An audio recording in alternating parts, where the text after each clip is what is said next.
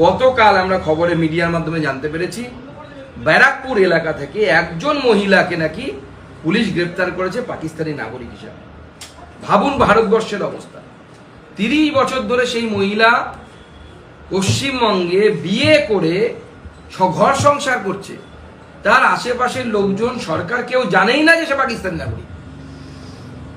এখন তাকে পাকিস্তান ফেরত পাঠানোর জন্য, ডিপোর্ট করার জন্য রাজ্য সরকারি পুলিশ তাকে গ্রেপ্তার করেছে এবং তারপরে হয়তো তাকে পাঠানোর জন্য ব্যবস্থা হবে। কিন্তু পশ্চিমবঙ্গ সরকারের এই যে এত স্লো, এতদিনে একজন, আমরা জানি না কত পাকিস্তানি আছে, যেখানে জম্মু কাশ্মীরের মতো এত বৃহৎ মুসলিম সংখ্যাগরিষ্ঠ রাজ্য, তাতে পর্যন্ত কিন্তু সেখানকার রাজ্য সরকার পাকিস্তানি নাগরিক কারা আছেন তাদের চিহ্নিতকরণ এবং তাদেরকে ফেরত পাঠানো। আপনারা দেখেছেন বেশ কয়েকটি উদাহরণ আমাদের সামনে এসেছে। পাকিস্তান